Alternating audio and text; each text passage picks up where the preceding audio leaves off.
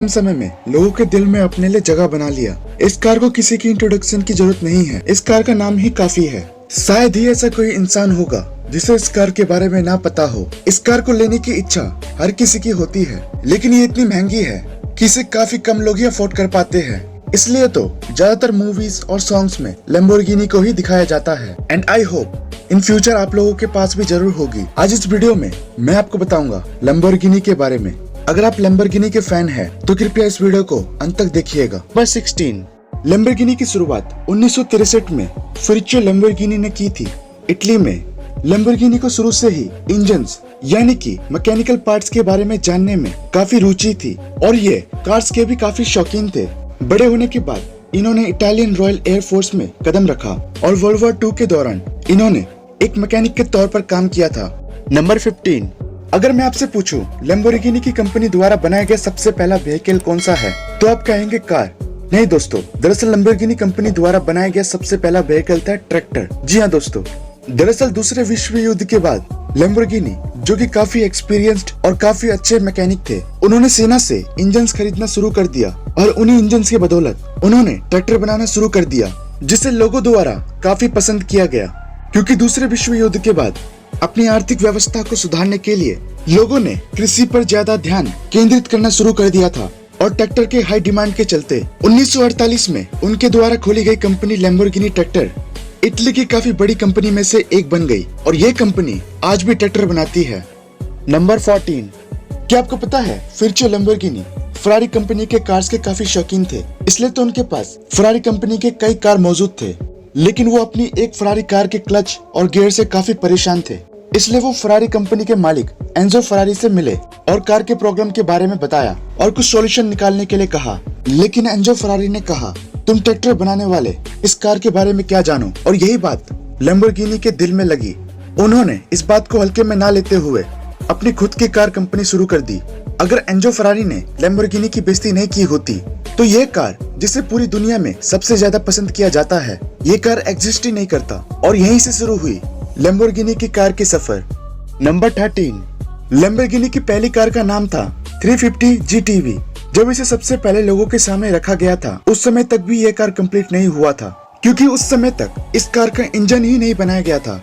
लेकिन इंजन की जगह इन्होंने ईंटें रखवा दी थी और इस कार के हुड को खोलने से मना कर दिया था।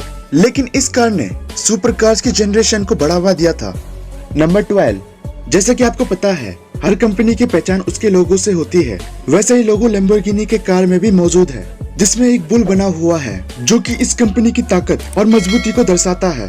क्योंकि लैम्बोर्गिनी खगोल विद्या में विश्वास रखते थे और उनका साइन टॉरस था। और यही वजह है कि लैम्बोर्गिनी की सारी कार्स का नाम बुल फाइटिंग के कई बुल्स के नाम पर ही रखा गया है।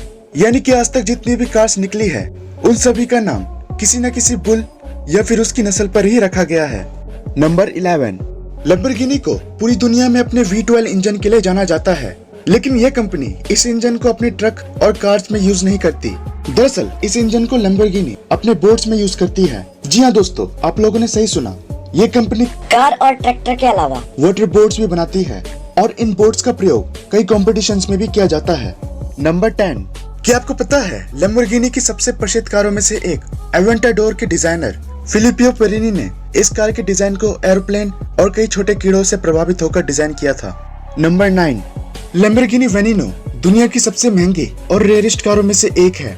लैम्बोर्गिनी ने इस कार को 2013 के गनीवा मोटर शो में पहली बार पेश किया था और इस मॉडल की सिर्फ 4 कार ही बनाई गई थी, जिसमें से सिर्फ 3 कार को ही बेचा गया और एक कार को म्यूजियम में रख दिया गया। 2013 में बनाई गई 4 में से 3 कार को बेचने के लिए स्पेशली 3 लोगों को सिलेक्ट किया गया और हर कार को 2.5 करोड़ में बेचा गया, और वो भी बगैर देखे। इस कार में 750 हॉर्स पावर और 6.5 लीटर का इंजन लगा हुआ था, जो कि 0 से 100 किलोमीटर तक की रफ्तार केवल 2.9 सेकंड में पकड़ लेता था। और 2013 में लैम्बोर्गिनी ने वेनिनो रोस्टर को लॉन्च किया, जो कि एक रूफलेस कार थी और इस कार के मॉडल की सिर्फ 9 कारों को ही बनाया गया था।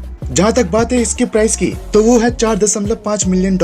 और 2016 में इस कंपनी ने कई रिकॉर्ड तोड़ दिया था, क्योंकि 2016 में इन्होंने 3,457 कारों को बेच दिया था और तभी से लैम्बोर्गिनी अपने कार के प्रोडक्शन को बढ़ाती आ रही है।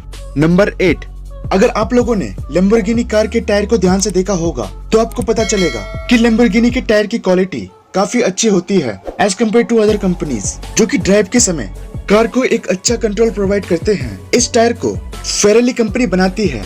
लैम्बोर्गिनी ने फेरारी कंपनी के साथ एक डील साइन किया था, जिसमें फेरारी कंपनी भी लैम्बोर्गिनी के लिए अच्छे टायर बनाने में कोई कसर नहीं छोड़ती और अच्छी क्वालिटी के टायर प्रोवाइड करती है।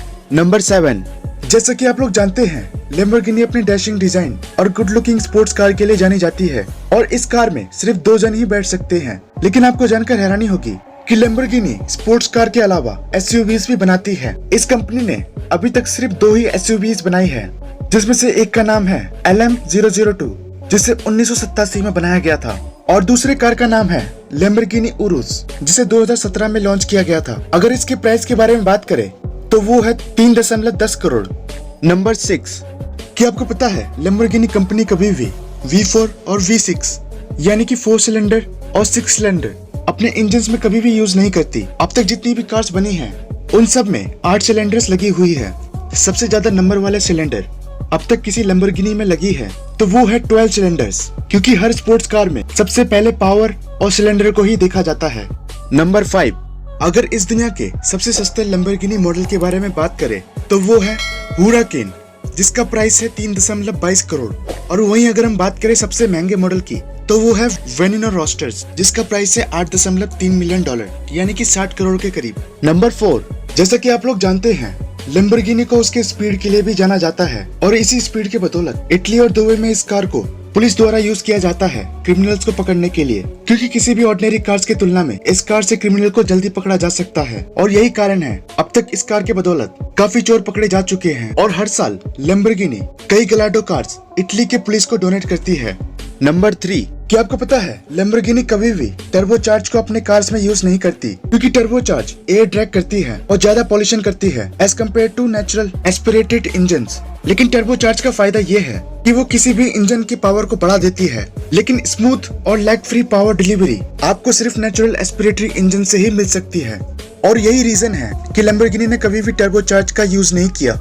इन्होंने सिर्फ एक ही मॉडल में टर्बोचार्ज का यूज किया था और वो है लैम्बोर्गिनी उरुस SUV। जी हाँ दोस्तों, इस फैक्ट के लिए एक लाइक तो बनता है। नंबर 2, आप में से कई लोग ये बात नहीं जानते कि लैम्बोर्गिनी कभी भी मोटर कार्स कॉम्पिटिशन्स में भाग नहीं लेती, जिसका सबसे बड़ा कारण फ्यूचर लैम्बोर्गिनी की सोच थी, क्योंकि उनका मानना था कि motor cars competitions waste of money और वेस्ट ऑफ टाइम है। नंबर 1, आप लोगों ने सुजुकी, hyundai और टोयोटा जैसी कई कार कंपनियों की एडवर्टाइजमेंट टीवी में देखा होगा, लेकिन क्या आपने कभी लैम्बोर्गिनी का एडवर्टाइजमेंट देखा है? नहीं ना, क्योंकि लैम्बोर्गिनी जैसी कंपनी जानती है कि जो लोग लैम्बोर्गिनी को अफोर्ड कर सकते हैं वो टीवी जैसे डब्बे के आगे बैठकर अपना टाइम वेस्ट नहीं करेगा। हाँ, ये कंपनी ऑनलाइन एडवर्टाइजमेंट जरूर करती है, क्योंकि इनको पता है कि अमीर लोग ऑनलाइन नॉलेज को बढ़ाने के लिए जरूर आते हैं। अगर आपको मेरी ये वीडियो अच्छी लगी तो इसे लाइक करें, सब्सक्राइब करें और आपके सारे दोस्तों के साथ शेयर करें।